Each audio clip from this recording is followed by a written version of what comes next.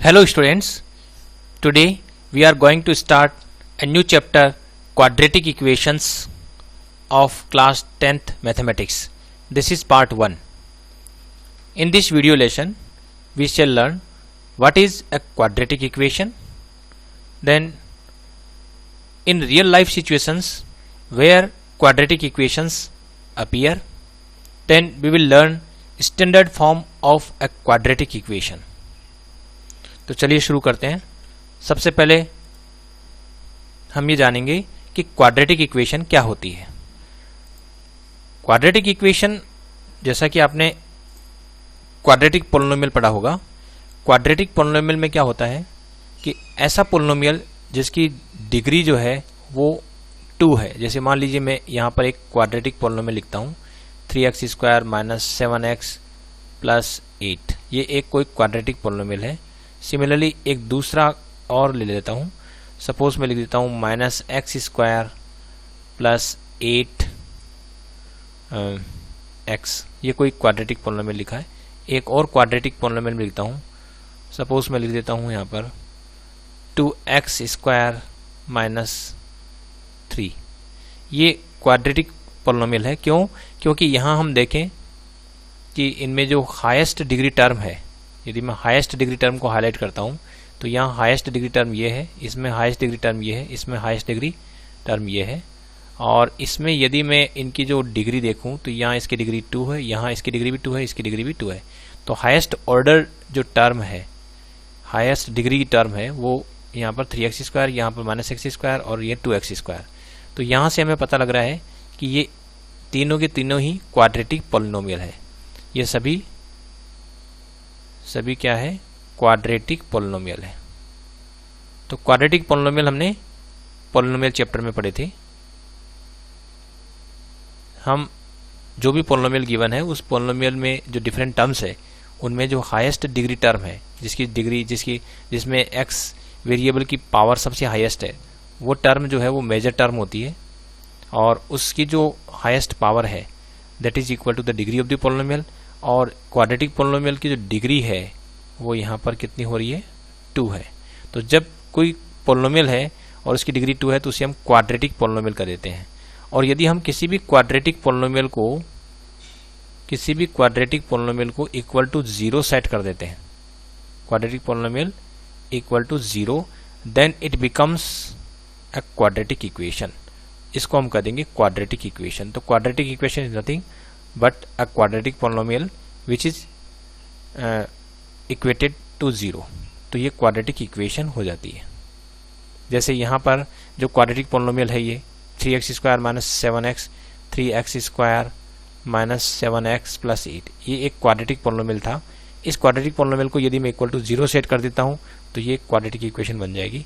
Similarly जो दूसरा है -x² + 8x, ये एक क्वाड्रेटिक पोलिनोमियल है।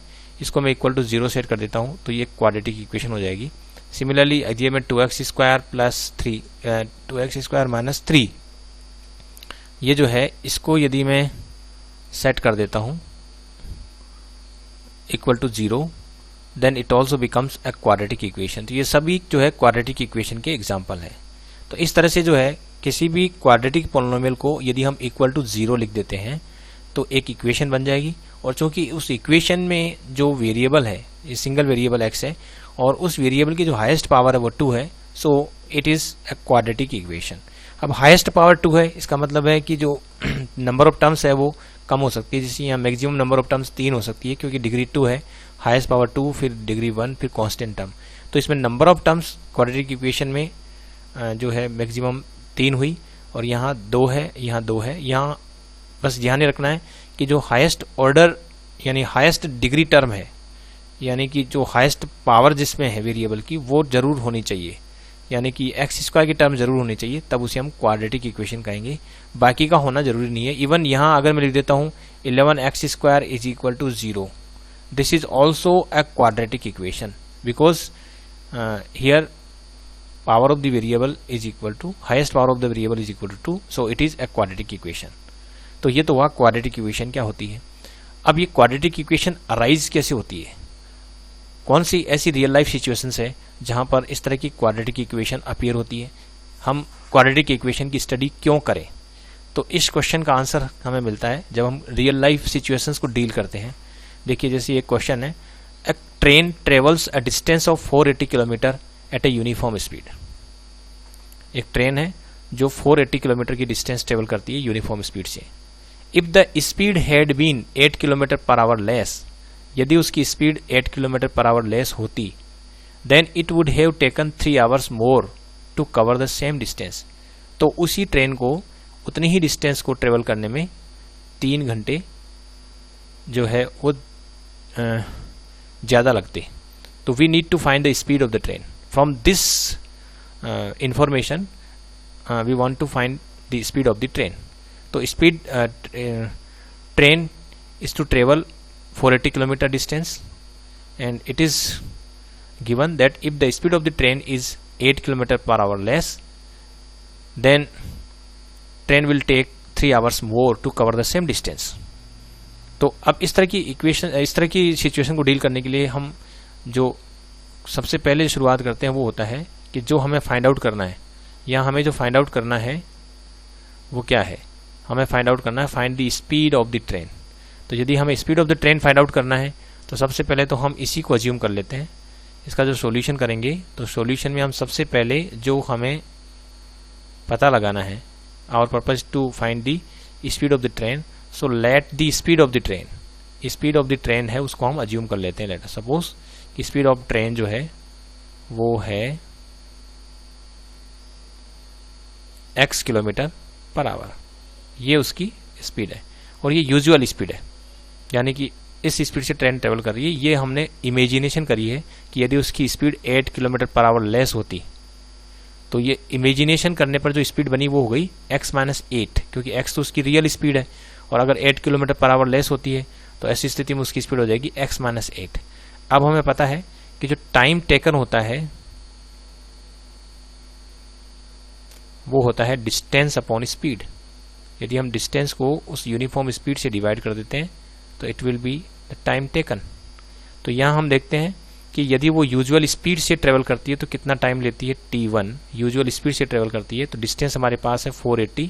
तो 480 किलोमीटर को ट्रेवल करने में जो जिस स्पीड से ट्रेवल कर रही है वो है x, तो इतना टाइम लेगी। वो t1 hour will be taken by the train if he train travels at x kilometre per hour and the distance to cover is 480 kilometer. Now if the speed of the train is reduced by 8, so now speed is x-8 and distance to be traveled is 480, so time taken will be equal to 480 divided by x-8. अब यहाँ पर ये लिखा है कि जो t2 है, this time t2 is equal to t1 plus 3 because t2 is 3 hours more than t1, so t2 is equal to t1 plus 3। तो ये हमारे पास कंडीशन है। इस कंडीशंस के बेसिस पर हम लिखेंगे। तो सबसे पहले हम लिखते हैं कि जो t2 है this is equal to t1 plus 3। तो मैं इसको ऐसे भी लिख सकता हूँ t2 minus t1 will be equal to 3। और यहाँ t2 जो है वो हमने कैलकुलेट किया था, t2 था 480 डिवाइडेड बाई x-8 और t1 जो था वो था 480 डिवाइडेड बाई x। तो ये वैल्यू हम यहाँ इसमें सब्स्टिट्यूट कर देते हैं। तो ये हो गया 480 डिवाइडेड बाई x-8 माइनस ये हो गया 480 divided by x is equal to 3। अब इसका हम एलसीएम ले लेते हैं। तो एलसीएम हो गया x into x-8 is equal to यहाँ है 3/1 और यहाँ हो गया जब x-8 से डिवाइड करेंगे तो x, तो 480 इंटू x माइनस जब x से डिवाइड करेंगे तो x-8, so 480 multiplied with x-8, यहाँ तक हो गया। अब यदि मैं इसको ओपन करता हूँ, ब्रैकेट ओपन करूँगा तो 480x will be cancelled out with minus 480x, इससे कैंसिल आउट हो जाएगा। तो यहाँ हमारे पास बचेगा 480 इंटू 8 इज इक्वल टू, इसको हम क्रॉस मल्टीप्लाई भी कर लेते हैं, 3 इंटू x-8। अब यहाँ पर जो है हम इसको फर्दर सिंप्लीफाई करने के पहले इस 3 1 जा 3 और इसको हम कैंसिल आउट कर लेते हैं। तो ये हो जाएगा 160। तो इससे 3 1 जा 3 और 3 से जब इसको कैंसिल किया तो 16 3 जा 48, तो ये हमने कैंसिल कर लिया। इसके बाद ये सिचुएशन आ रही है हमारे पास, इसको हम लिखेंगे 16 8 जा 128। तो 128 0 इज इक्वल टू ये हो गया एक्स स्क्वायर माइनस 8x, ये सिचुएशन आ रही है। तो एक्स स्क्वायर माइनस 8x, इसको यदि हम फर्दर सभी जो टर्म्स है यदि उसको हम लेफ्ट साइड में ले लेते हैं तो हमारे पास ये इक्वेशन बन रही है। तो इस तरह की अब हमारा पर्पस था कि जो x है वो थी स्पीड ऑफ ट्रेन, और our purpose is to find the speed of train. तो अब हमें एक तरह से देखा जाए तो ये x हमें फाइंड आउट करना है। अगर x फाइंड आउट हो गया तो speed of train find out की है। तो ये एक x इस तरह की इक्वेशन में फंस रहा है, यानी x को फाइंड आउट करने का मतलब है हम इस इक्वेशन को सॉल्व करें। तो इसका मतलब हुआ कि इस तरह की जो इक्वेशन आती है उसे सॉल्व करने की आवश्यकता होती है, क्योंकि कभी कभी रियल लाइफ सिचुएशन की प्रॉब्लम्स ऐसी होती है कि जिन्हें यदि हम मैथमेटिकली किसी इक्वेशन की फॉर्म में रिप्रेजेंट करते हैं तो वो इक्वेशन जो है वो इस तरह की फॉर्मेट ले लेती है जहाँ पर वेरिएबल x है उसकी जो पावर है वो 2 आ जाती है। तो ऐसी जो इक्वेशन है, इस तरह की इक्वेशन, जैसा कि मैंने बताया कि इस तरह की जो इक्वेशन होती है जिसमें जो डिफरेंट टर्म्स है उनमें से जिस टर्म की पावर सबसे ज़्यादा है उस टर्म की पावर यदि हम देखें और यदि वो 2 है तो उसे हम क्वाड्रेटिक इक्वेशन का देते हैं। तो इसका मतलब हुआ कि इस तरह की क्वाड्रेटिक इक्वेशन क्रिएट हो सकती है जब हम रियल लाइफ सिचुएशन को डील करते हैं। तो real life situations can be converted into a quadratic equations and this type of quadratic equation is required to solve so that we can find out the solution of a real life situation. तो real life situation में इस तरह की problems सामने आएगी और जो situation आती है उसमें क्वाड्रेटिक इक्वेशन फ्रेम हो जाती है और हमें उस क्वाड्रेटिक इक्वेशन को सोल्व करना आना चाहिए, तभी हम जो है रियल लाइफ सिचुएशन को डील कर पाएंगे। इसलिए हम क्वाड्रेटिक इक्वेशन की स्टडी करते हैं। तो अभी तो हम ये समझ रहे हैं कि रियल लाइफ सिचुएशन में क्वाड्रेटिक इक्वेशन कब फ्रेम होती है और जो इक्वेशन फ्रेम होती है वो क्वाड्रेटिक इक्वेशन है या नहीं है, ये हम आइडेंटिफाई कर रहे हैं। अब हम जानेंगे कि क्वाड्रेटिक इक्वेशन की स्टैंडर्ड फॉर्म क्या होती है। स्टैंडर्ड फॉर्म का मतलब ये हो गया कि जो क्वाड्रेटिक इक्वेशन है एक तरह से उसकी जनरल फॉर्म हो गई। तो जो क्वाड्रेटिक पोलिनोमियल की बात करें, इन जनरल कोई भी क्वाड्रेटिक पोलिनोमियल लें तो क्वाड्रेटिक पोलिनोमियल इन जनरल कैसा होता है। क्वाड्रेटिक पोलिनोमियल इन जनरल,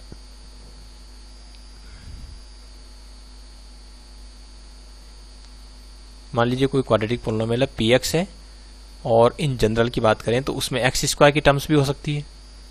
तो एक्स स्क्वायर की टर्म्स एक्स स्क्वायर कोफिशिएंट कुछ भी हो सकता है, लेट इट बी a, और उसमें एक्स की टर्म्स भी हो सकती है, इसका कोफिशिएंट सपोज b। अगर एक्स की टर्म बिल्कुल नहीं है तो फिर b की वैल्यू 0 हो जाएगी। और ऐसा भी हो सकता है कि उसमें कुछ कांस्टेंट टर्म भी हो। तो ये 3 तरह की टर्म उसमें हो सकती है। और यहाँ हमने जो इस क्वाड्रेटिक पोलिनोमियल के जो डिफरेंट टर्म्स है उन्हें हमने डिसेंडिंग ऑर्डर में लिखा है, ax square plus bx plus c, यानी पहले सबसे जो जिसकी डिग्री सबसे ज़्यादा है वो टर्म लिखी है, उसके बाद उससे कम डिग्री वाली, उसके बाद कांस्टेंट टर्म, इस तरह से लिखी है। तो ये जो क्वाड्रेटिक पोलिनोमियल है इसमें definitely a must not be 0, क्योंकि यदि a 0 है तो वो क्वाड्रेटिक पोलिनोमियल नहीं कहलाएगा। तो a को तो 0, अगर a 0 है तो एक्स स्क्वायर की टर्म ही नहीं रहेगी, तो फिर वो क्वाड्रेटिक पोलिनोमियल नहीं होगा। अब यदि इस क्वाड्रेटिक पोलिनोमियल को मैं इक्वल टू 0 सेट कर देता हूँ तो it becomes a quadratic equation.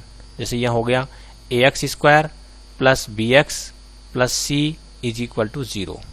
ये जो फॉर्मेट है इसमें मैंने एक्स स्क्वायर और x के जो कोफिशिएंट है और जो कांस्टेंट टर्म है उनको एक वेरिएबल के रूप में लिया है। तो यहाँ जो a b c all are real number, तो ये जो फॉर्मेट है, this is called standard form of a quadratic equation. तो standard form of a quadratic equation will be of this type, ax square plus bx plus c, where coefficient of x square cannot be equal to 0 and all coefficients and constant term, that is a b c, all are real number, सारे के सारे real number है। तो इसको हम standard form of a quadratic equation कहते हैं। तो जैसे यहाँ मैं देखूँ कि मान लीजिए कोई इक्वेशन है, suppose 3x square minus 7x minus 9 is equal to 0, ये कोई इक्वेशन है।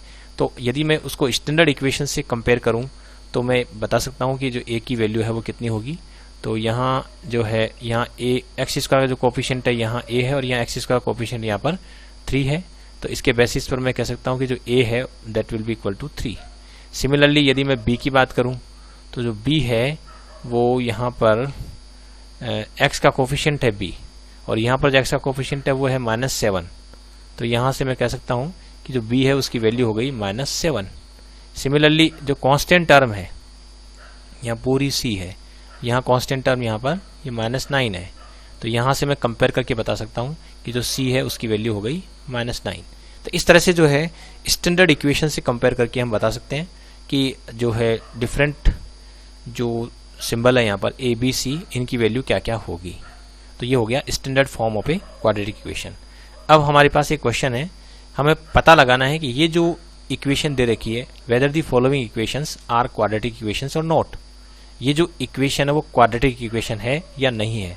जैसे यहाँ पर पहला क्वेश्चन है कि ये जो इक्वेशन है, पहली जो इक्वेशन है ये वाली इक्वेशन कि x-2 times x+1 is equal to x-1 times x+3, ये जो इक्वेशन है whether this is a quadratic equation or not.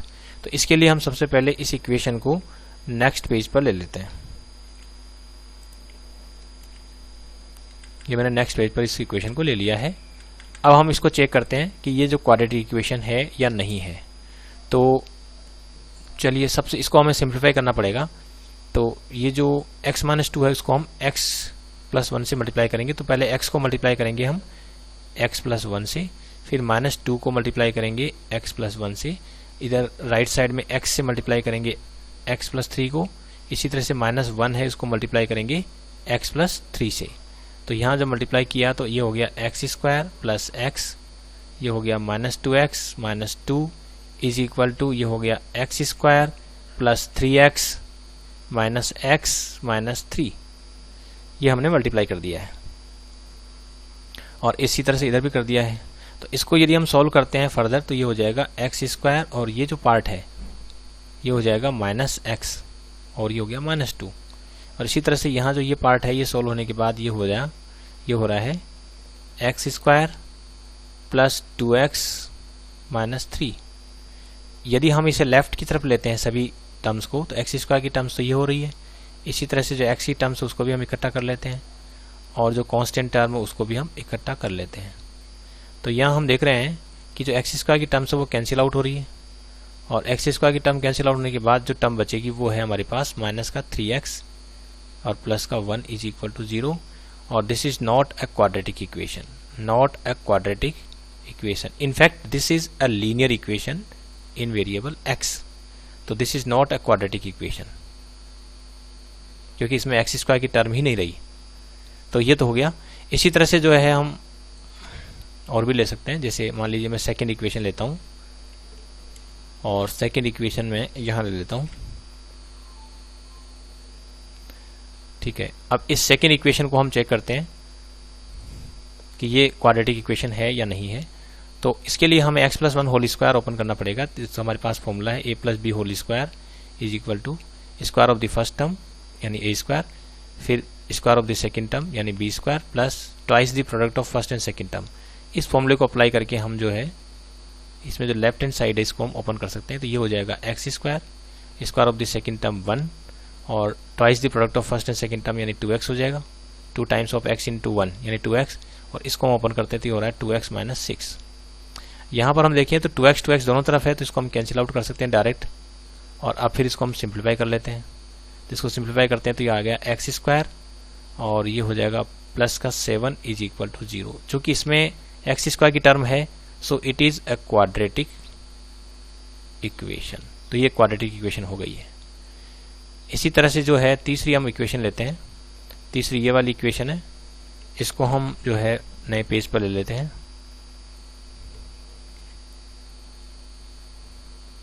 और अब इसको हम सॉल्व करके देखते हैं कि क्या ये जो है क्वाड्रेटिक इक्वेशन है या नहीं है। तो इसमें लेफ्ट साइड तो सॉल्व ही है x² माइनस 2x, और राइट साइड को हम सॉल्व कर लेते हैं, ये हो गया -6 प्लस 2x, और इसको हम फर्दर सॉल्व करते हैं तो ये हो गया x² minus 2x minus 2x और ये हो गया माइनस का तो plus 6 is equal to 0, x² minus 2x और ये हो रहा है माइनस का 2x और प्लस का 6। तो ये इसको फर्दर सॉल्व करते हैं तो ये हो गया x² minus 4x plus 6 is equal to 0। अब यहाँ भी हम ये ऑब्जर्व कर सकते हैं कि यहाँ भी ये टर्म दिख रही है जिसमें x की पावर जो है 2 है, और x की पावर 2 है तो definitely this is a quadratic equation. ये क्या है? क्वाड्रेटिक इक्वेशन हो गई। तो इस तरह से हम चेक कर सकते हैं। अब एक इक्वेशन और हमारे पास ये भी है, इसको ले लेते हैं और इसको भी ले लेते हैं।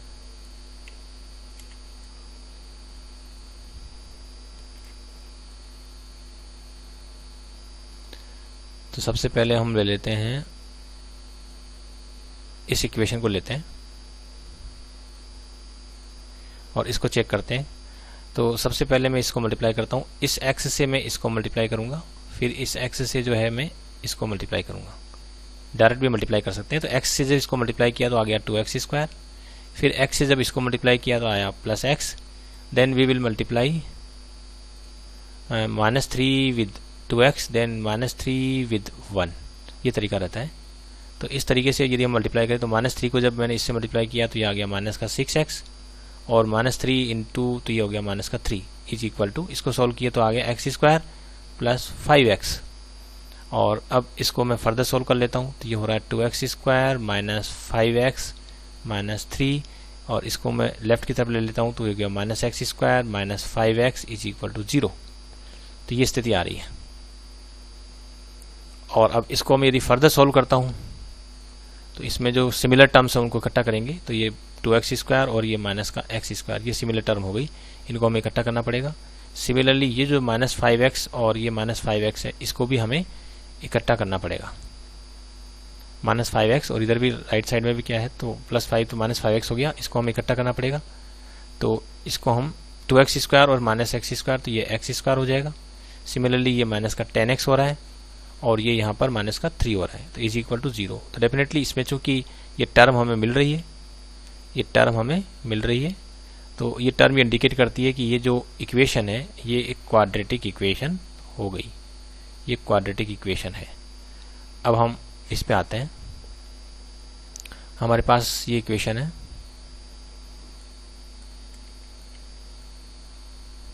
अब हम इसको लेते हैं। तो इस इक्वेशन को, इसमें लेफ्ट हैंड साइड तो सॉल्व ही है, राइट हैंड साइड को हमें सॉल्व करना पड़ेगा। इसके लिए हमारे पास जो formula a - b whole cube का फॉर्मूला हमें चाहिए।